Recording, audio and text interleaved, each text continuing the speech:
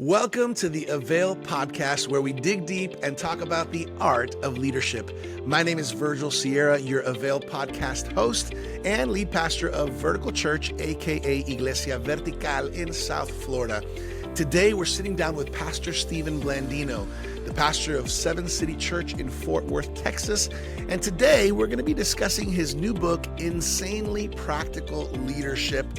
Pastor Stephen, it's an honor to have you on the AVAIL Podcast. How are you feeling? Hey, Virgil, doing great and honored to be with you today. Looking forward to our conversation. Yes, sir. I think it's going to be fun. I'm one of those pastors who's kind of a leadership nerd, if you will. I love leadership, and I really love practical leadership. So the fact that your book is entitled "Insanely Practical Leadership," I think I'm going to be taking a lot of notes. Before we jump in to talk a little bit about your journey and the book specifically, tell us a little bit about yourself, Pastor Stephen. Yeah, live in the Fort Worth, Texas area, and 12 years ago, my wife and I planted a church right near downtown Fort Worth. We love pastoring, we love church planters, and I love coaching and equipping leaders and really helping them develop their leadership capacity and produce effective ministry. That's what I love. Married, my wife's name is Karen. She's a professional counselor, and we've got a daughter, son-in-law, and a couple of grandsons. So life is good. I love it. I love it. Now, I know that you guide and empower leaders to build strong, healthy, thriving organizations, and obviously as leaders navigate all the challenges that are entailed in that. Can you tell us a little bit about your journey and what you find most rewarding, especially when you're empowering and coaching and helping other leaders? Yeah, I really feel that the strength that I bring maybe in a coaching conversation is helping leaders in developing systems and building teams, in developing the organizational and culture aspects of ministry. And yet what I found is that oftentimes those are the areas that frustrate pastors, frustrate leaders, because they maybe feel ill-equipped in those areas or weren't trained in those areas. So that's where I tend to focus my coaching when I'm working with pastors and leaders. I love to help them develop, again, effective systems and build healthy teams and create organizational alignment and focus on thriving organizational culture. So yeah, that's where I love to invest. Yeah, I love that. And you know what's interesting, Pastor Stephen? I find that pastors are in this position, whether they planted a church, whether they're now, taking over, or leading now in ministry. A lot of times you feel equipped on the side of spiritual ministry, right? And on the side of, I'm going to be preaching and teaching. But this side that you're talking about, kind of like the nuts and bolts of running a church and then eventually leading leaders and staff. I think that's huge. I think it's huge. So your book, your new book, Insanely Practical Leadership, 12 no-nonsense keys to master the art of leading yourself and others, published with AVAIL. Talk to us about the inspiration of this book and why you wrote it. Yeah, research shows that only 10% of people have the raw talent, the natural talent to manage and lead. And that means the other 90% of us, we're not natural born leaders. Instead, we're learned leaders, right? We had to figure it out the hard way. We had to learn through trial and error and ups and downs and just those hard-won lessons along the way. So I wrote the book really for two reasons. One is I want to help learned leaders, which I'm one of them. I want to help learned leaders learn very practical ways on how to lead. And then secondly, I want to help natural leaders put into words what comes so naturally for them so that they're effective in training and equipping the leaders around them. And so that's really what the book is about. It helps leaders and natural leaders develop 12 insanely practical skills to lead themselves and others. I love that. So you talk about, okay, there are natural leaders, right? And I think it's only 10%, you said. Then there's learned leaders, which obviously higher percentage of leaders. Can you talk to us a little bit about the difference there, between a learned leader and natural leader, and maybe even some of your own story, since you are a self-proclaimed learned leader? Yeah. So a natural leader is someone who they just have the instinct to lead. In other words, they just have this innate ability to lead really almost from the gut. And it just comes very natural for them without them even having to think about it. In fact, if you walk into a room and the room is filled with leaders, it's often the natural leaders that kind of immediately take command of the room. And not in a bad way, it's just that's where their natural gifting is. It comes out. Whereas a learned leader might potentially let the natural leader lead in that situation. So a learned leader, that again, they had to learn how to lead through trial and error, and every leadership lesson they learned was a hard-won lesson that came from leading in the trenches. And I'm not suggesting, Virgil, that natural leaders don't learn leadership lessons along the way as well. Right. It's just they're leading from the gut. It's such an instinct for them. Yeah. Whereas learned leaders often have to think about it before they lead. Yeah, And, I think I was going to say, I can think at all levels of a ministry or an organization. At all levels, you're going to find people who have a natural instinct and people who kind of have to absorb it, think about it, process it, and then use it. Yeah, absolutely. And I'm the learned leader. I was never the kid on the playground that was the first one picked for teams. I was never elected to student council. I was never the most likely to succeed, right? That wasn't my story. And in fact, I remember my first attempt to lead happened in high school whenever I was starting a Bible club on my high school campus. And I remember that very first meeting, a few reluctant students, probably out of pity for me, right? A few reluctant students came to that first meeting, but it didn't take long for things to dwindle. And and then I remember the next year I tried to restart that club during my senior year. And I remember we had a sponsor teacher, because every club had to have a sponsor teacher. And I remember she suggested, why don't we hold elections for the president of the club, which I thought, well, this was my idea. Why do we need to hold an election? I've got this covered. I let my insecurities get the best of me. And I just had to learn, again, the hard lessons of what it means to lead. And so, but here's what I've discovered. You may not be a natural leader, but it doesn't mean you can't be a very effective learned leader, which I later actually learned, Virgil, is not a bad thing. Right. In fact, years ago, I heard John Maxwell say that learned leaders are actually very good at teaching and coaching leadership because they had to figure it out for themselves. Right. And so because of that, they often know how to teach leadership in a really clear and pragmatic way. Yeah, that actually makes sense. That actually is very, very interesting, where maybe a natural leader, it comes naturally, but the teaching and coaching of it might not be as instinctive as a learned leader who's processed it, who's chewed on it, and can bring it from experience. One thing I like about your book is that you kind of have it split up into two parts: leading yourself, which obviously is huge, and then leading others. And you mention in the book that in order to lead yourself well, you have to think like a leader. Can you unpack that a little bit for us? And I guess leaders can make all kinds of excuses, about why they're not leading well. But can you talk to us a little bit about this? Yeah, great question. So years ago, I was actually working through a leadership curriculum just as part of my own personal development.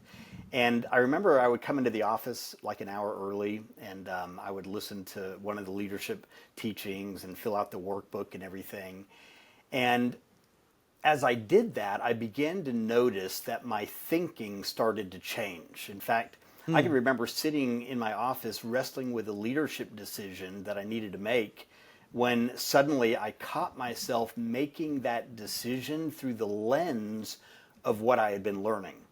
So in other words, I was starting to not only learn leadership, but I was beginning to think like a leader. And I think that's kind of part of the process it goes through. It's like you learn, and then you think, and then you live. And so when it comes to thinking like a leader, in the book I talk about how leaders think abundance versus scarcity. Leaders think innovation versus conformity. Leaders think developing versus doing. In other words, they're developing people. They're not just doing everything themselves. Leaders think empowerment versus control. Leaders think possibilities versus excuses. I mean, we see that with Moses. You asked about excuses a minute ago. If you look at the story of Moses, when God called him to return to Egypt to lead the people of Israel out of slavery, he started his journey with a whole litany of excuses, right? I mean, he basically said, I'm insignificant, and I'm incompetent, and I'm inadequate, and I'm inferior for this job, God. You should pick somebody else. And yet what I find interesting is that despite all of the excuses Moses made, God basically looked at Moses and said, listen, Moses, I've sent you, I've equipped you, and I'm with you. And so his excuses obviously didn't stand after that.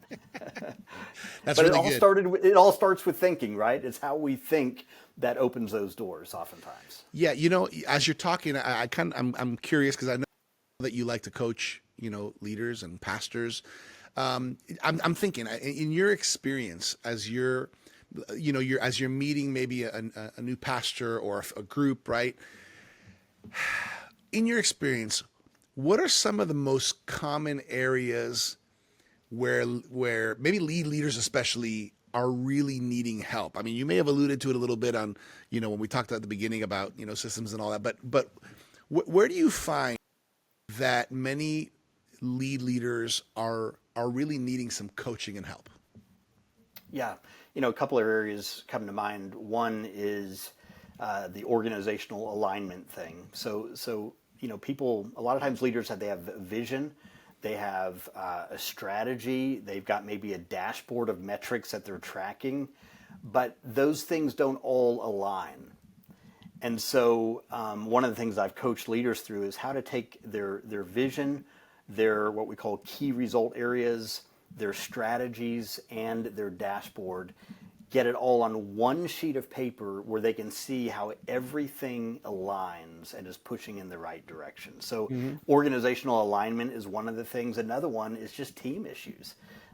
There's always something that leaders have to deal with, whether it's a hiring issue, whether it's an onboarding issue, whether it's dealing with a performance gap and helping leaders, know how to navigate that. I'll often tell leaders that whenever it comes to performance gaps, the leader has three responsibilities, and the person that they're leading, their team member, has three responsibilities when a gap appears. The leader's first responsibility is to create awareness about the gap. If it's a blind spot in that team member's life, you can't expect them to see it. You have to create that awareness. But then that means that the team member has to own it, right? So the leader creates awareness, the team member owns it. Yeah. The second thing the leader has to do then is provide coaching. And whether it's them coaching them or them connecting them with someone to help coach them, somebody that's going to help them overcome that blind spot and grow through that, which means the team member's job is to be teachable. If I'm going to provide coaching, they got to be teachable. They got to be coachable. Right. And then the last thing is that my job as a leader is to hold them accountable to improve.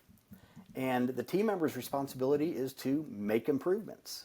And so as long as I do my three jobs, like I'm creating awareness, I'm providing coaching, I'm holding them accountable.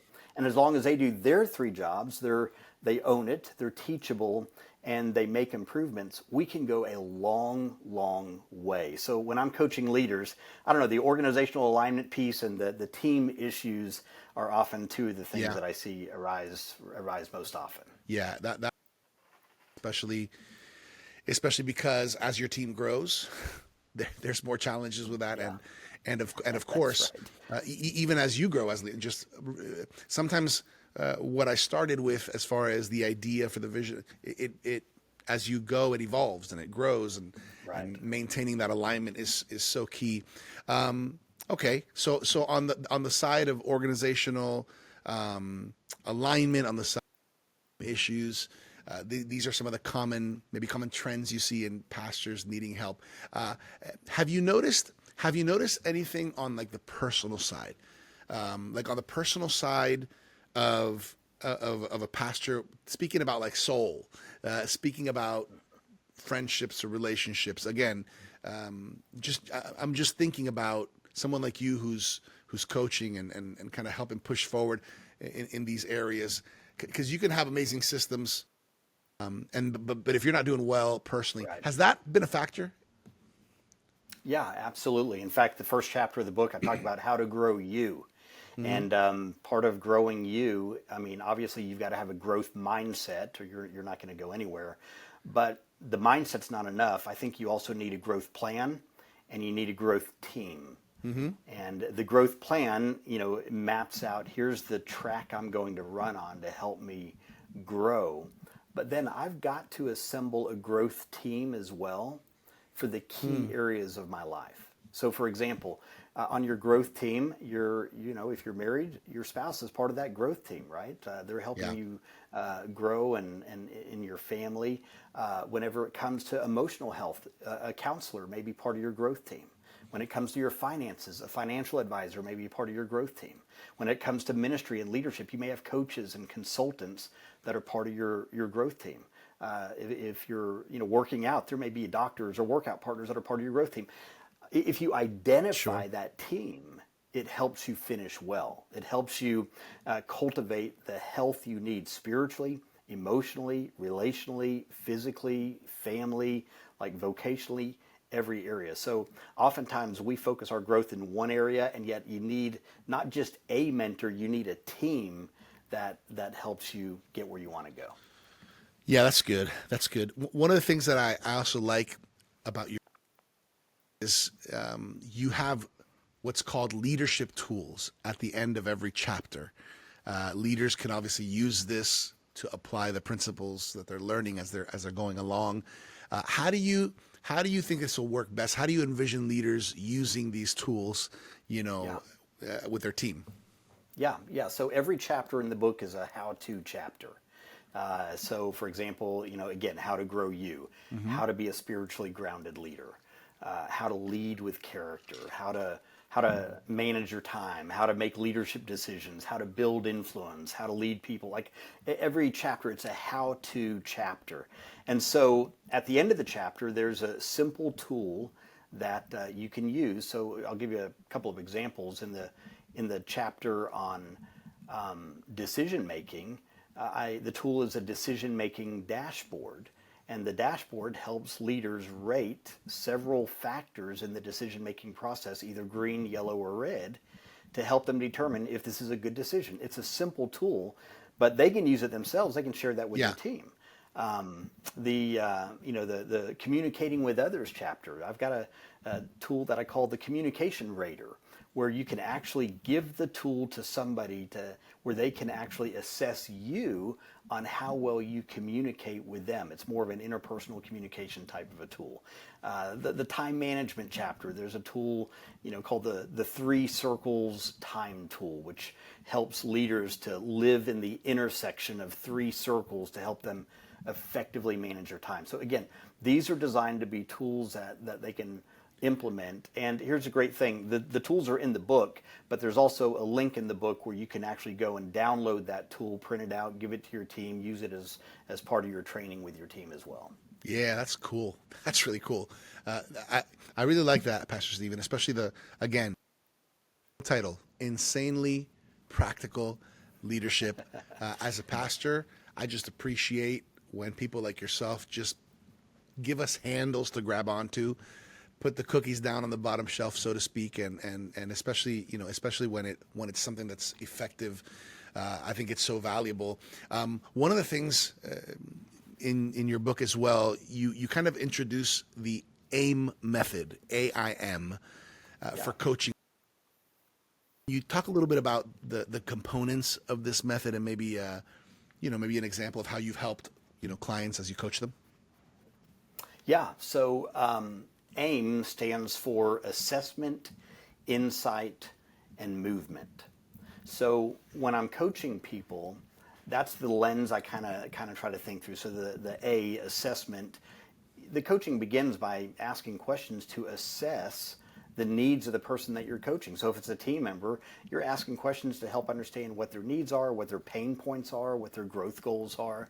Once that becomes clear, then you move to the I, which is insight. And this is where the coach asks questions to help the person they're coaching uncover insights or solutions to the challenges that they're facing. And then the M, again, stands for movement. This is where the coach helps the team member identify what's the first step you need to take to get traction toward implementing that solution, to create movement. So I'll give you an example. In the book, I tell the story about a pastor I was coaching named Jason. And I remember whenever I first talked to Jason, he told me, he said, Stephen, he said, our church is a great family, but we suck organizationally, right? I mean, he was sharing his pain point. He said, man, we just got this great family feel. He said, but organizationally, I'm just not doing well. And here's the thing, Jason's a great communicator. They've experienced some great growth in the church. And so I started with assessment. I began asking him questions to better understand, what are those needs? And so he began to talk about some of the challenges with leading a team of both a mix of paid staff and volunteer staff. He talked about the frustrations of getting the team to own their role independent of him, and talked about how to best use meetings effectively. So we identified those things. Then we shifted to the I, which is insights.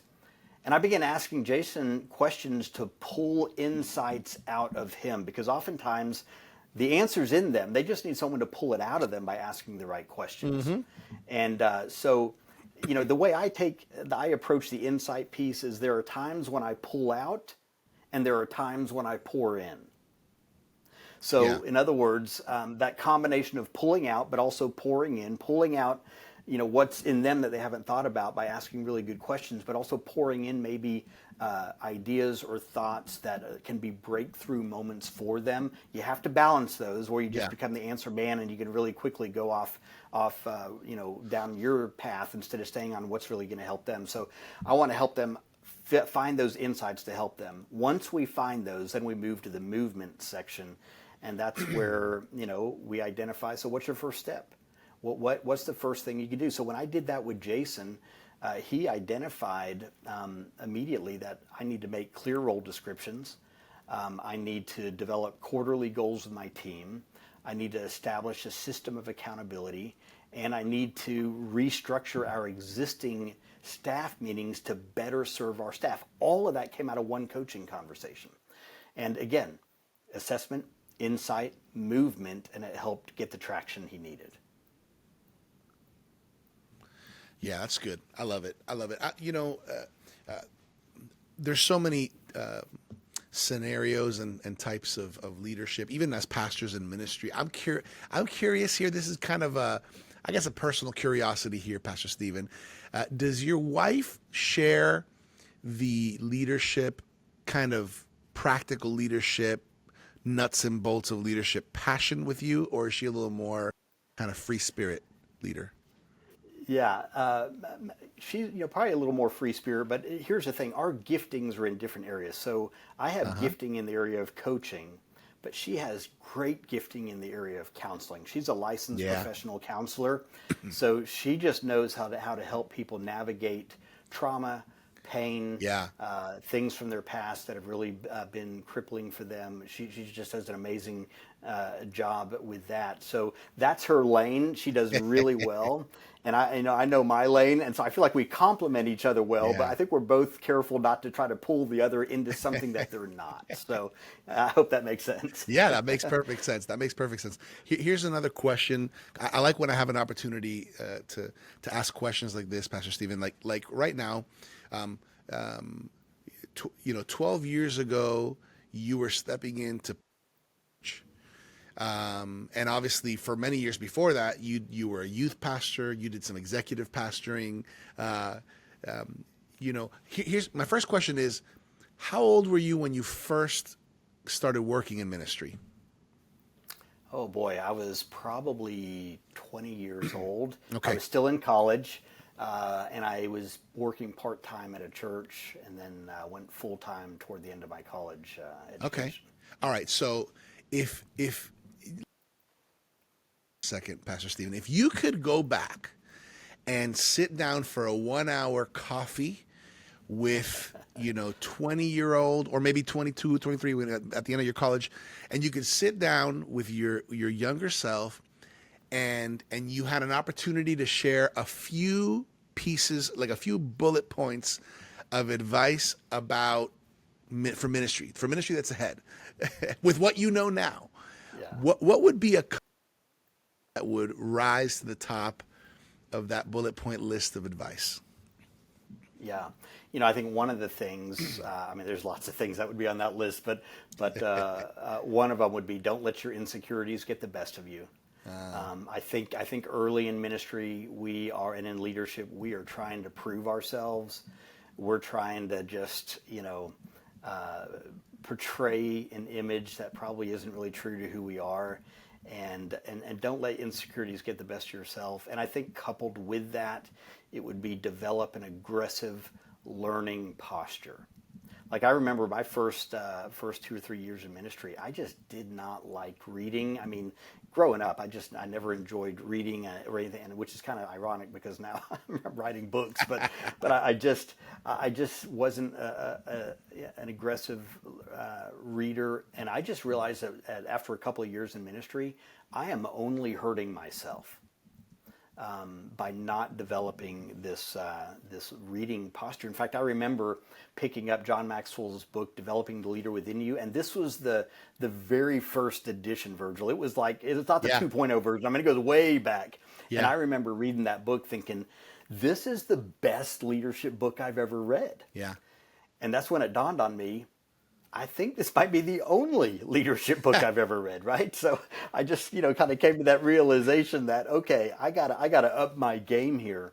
And so I just started cultivating this habit of reading and learning and developing an aggressive lifelong learning posture.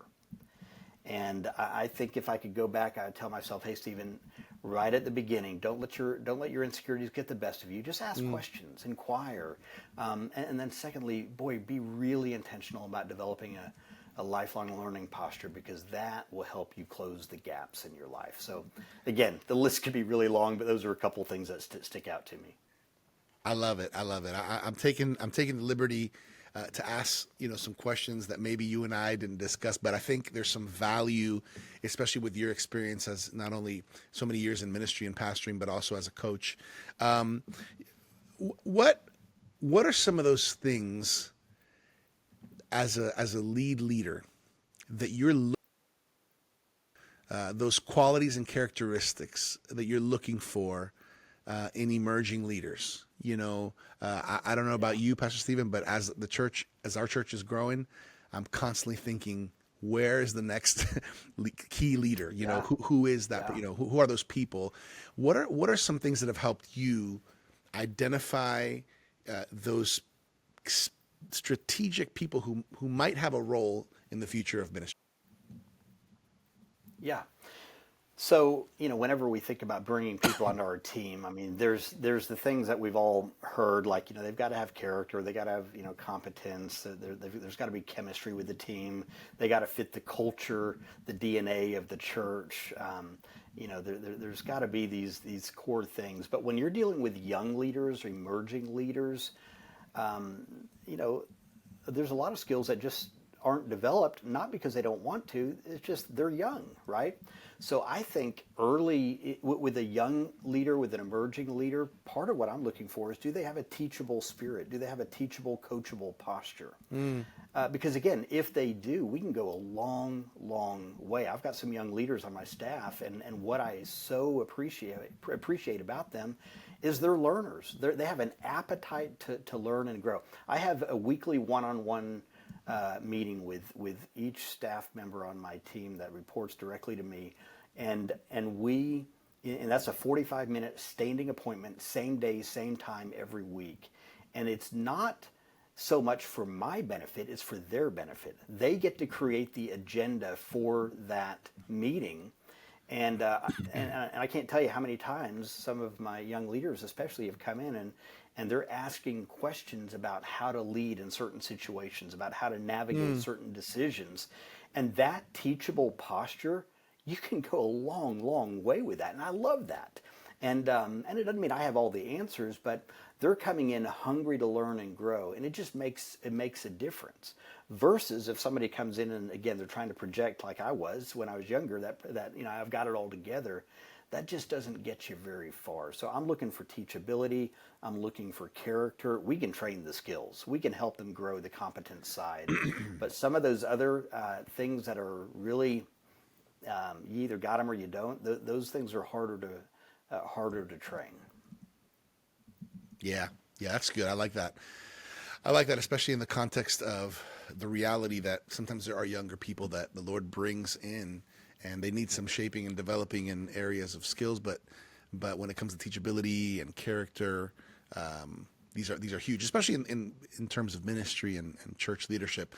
I want to ask a couple questions, kind of a couple quick response, quick thought questions, Pastor Stephen, and I'll kind of easy here, okay? What makes you laugh? Oh,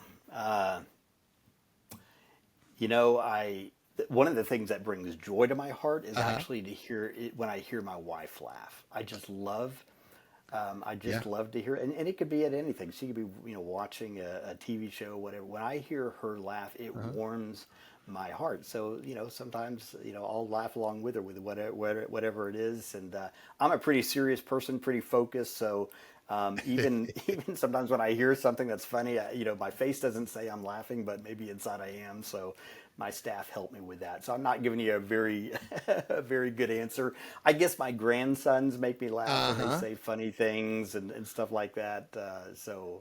My wife's laugh warms my heart. My grandkids' laugh, makes me laugh out loud, right? So Yeah, that's good. Okay, so here's another thing. So I get the idea of this, but what are you passionate about? Like what just impassions you and just fires you up? I love to see leaders break through barriers to help them get to where God's called them to go. Whether that's personal, whether that's organizational. Just before I got on this call with you today, I had a coaching call with a pastor, and we were talking through a hiring decision that they were needing to make. And when we finished up that conversation, he had 3 next steps that he said, all right, I'm going to do these before the end of the year, and we're going to stop talking about this, and I'm going to actually get it done. So, when I see that, and then, we come back a few weeks later for another coaching call, it just, you feel like we're not just having a conversation, they're actually gaining traction that's making a meaningful difference in their life and their leadership. Why do you think that fires you up so much? Why? When I started developing a habit of reading years and years and years ago, it was leadership that I just became the primary area I would read and study. And not just ministry leadership, but business leadership, organizational development. Eventually pursued a master's in organizational leadership. Just leadership has just always been something that I've loved. And I think, you tend to coach the best in the area that you have learned and grown the most in. And that's an area that I just have invested a lot of time, whether it's, reading, whether it's getting coaching from me. I mean, I don't just coach. I've got coaches in my life as well. Whether it's conferences, whether it's roundtables, whether it's podcasts, whatever. Constantly learning and growing, and looking for ways to how do I take this now and actually put it into a system or a tool that I can use, where it's not just an idea, but it's actually making a difference and gaining traction. What I've discovered is this, Virgil. For me, coaching is most meaningful whenever it can flow out of what I've been able to personally experience and do, to where I feel like I've been able to wrap my head around this and figure it out. Now, who can I share it with? How can I help others in that same area? Yeah, that's good. That's good. Are there any ministries, pastors, churches that have inspired you? Oh yeah, there's, we could all name some of the big names and everything like that. I tell you what I'm being inspired by is we planted Seven City Church right outside of downtown Fort Worth, so we're kind of in an urban context. And so each year we host an urban church planters coaching cohort where we'll pull together a small group of urban church planters who have planted in the heart of major culturally influential cities around the country, Los Angeles, New York City, Chicago, Washington, D.C., Kansas City, Milwaukee, just different cities around the country. And we'll do a monthly coaching call with them for about an hour and a half. And then we do an in-person gathering where we pull them all together. And so, in fact, we do that gathering with Pastor Mark Batterson in Washington, D.C. That's one leader that I just have a tremendous amount of respect for. So I guess answering your question, that would be one individual, in part because I love his posture of humility. I love his innovation. I love his business's mission focus. I love just his ability to dream and think differently.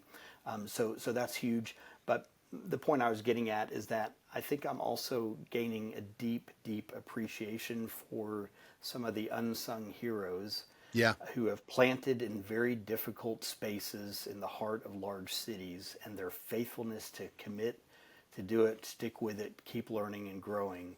That just inspires me more and more. And I think that also kind of helps keep me grounded about what's really most important. Yeah, that's good. Last question I want to ask you on this note, and then we'll talk about how people can connect with you and get your book and all that.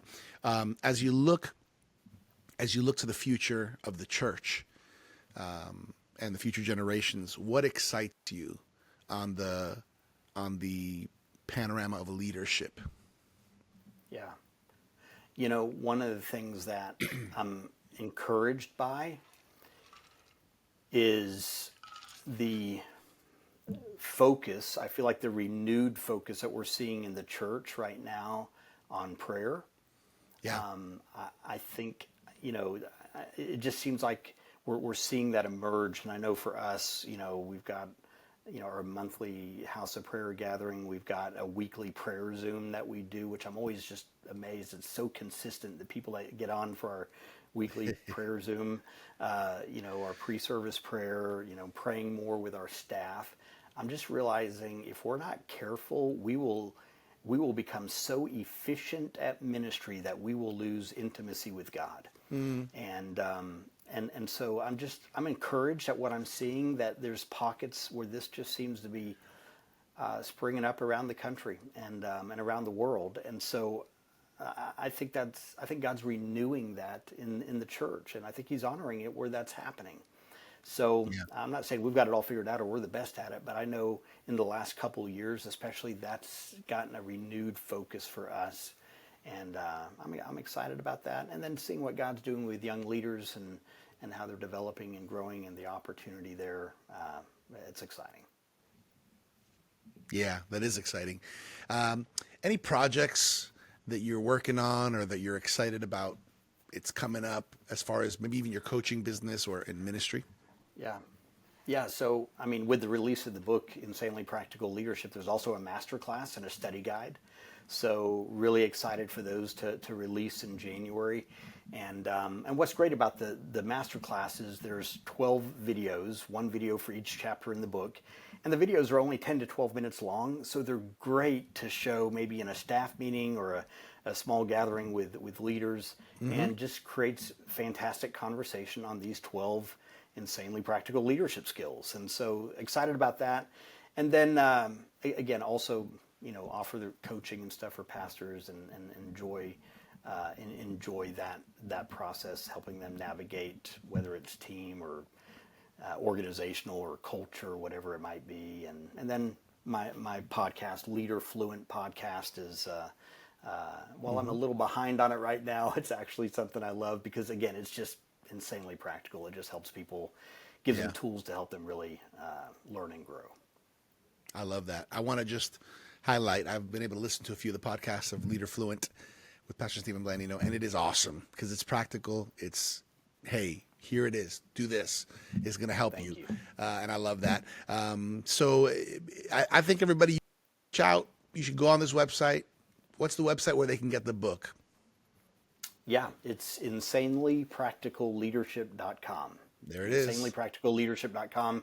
That'll get you to the book. If you're interested in anything else, it's stephenblandino.com. So, yeah. Yeah, so good. I recommend everybody going to insanelypracticalleadership.com, and I recommend getting the bundle that includes the book and the study guide, masterclass videos. Get the whole package. It's going to help you, and you're going to help lead your people that you're leading as well. And for any other resources, you can check out stephenblandino.com. That's Stephen with a PH. Leader Fluent is the podcast. Pastor Stephen, I think this is awesome. Just helping leaders, helping them move forward. What's a final thought you want to leave on everybody's heart today? Every leader has a vision of something that they're pursuing that God's called them to. He's put on their heart. And a lot of times, Virgil, I'll remind leaders that the bigger the vision, the longer the runway. And in other words, there's some visions, they're like a helicopter. It only takes, a few decisions, maybe a conversation or two, and boom, that thing's airborne, right? But there's other visions that are kind of like a Cessna airplane. They need about 700-800 feet of runway before they get airborne. We know that's a few meetings, a little more planning, things like that. But then there's some visions that are like jumbo jets. And a jumbo jet takes about 9,000 feet or more of runway to get airborne. And when you've got a vision that's a jumbo jet vision, that means you got lots of planning, lots of resources, lots of meetings, lots of creating buy-in. And so the bigger the vision, the longer the runway. And so because of that, I tell leaders, hey, you can't go it alone. You need resources and you need coaching to help you navigate that long runway to get the vision airborne. And so, my hope is that Insanely Practical Leadership is one of those resources to help leaders, and that the coaching, whether it's with me or Dr. Chand or someone else, that just people would find a coach to help them get that vision airborne. So hope that's helpful. Yeah, that is helpful, and that's exactly what you're doing. I want to mention as well, Pastor Stephen, the AVAIL Journal. I know that you are going to have an article, depending on when somebody to this podcast, in that early 2025 edition of the AVAIL Journal. We talk leadership, great content from great leaders. I want to recommend to everybody, if you haven't yet, you can subscribe for a free trial subscription of the AVAIL Journal by going to availjournal.com. Pastor Stephen, I'm sure you've had one of these in your hands at one point. Oh, yeah. Yeah, it's a great journal. Love it. And quality of the material is fantastic. Quality of the magazine is just excellent. So you guys do a great job, and honored to be in the new issue coming out here in January. So, thanks so much. Yeah. Yes. The book is Insanely Practical Leadership, everybody. The website to get the book and all the accompanying resources is insanelypracticalleadership.com. His name is Pastor Stephen Blandino. Pastor Stephen, on behalf of Dr. Sam Chand, Martijn Van Tilborg, our AVAIL team, we just want to say we honor you. We bless you. We're thankful for your life and for your ministry. And I think a lot of people are going to be encouraged by your book. Thanks very much. It's an honor to be with you today, Virgil. Yes, sir.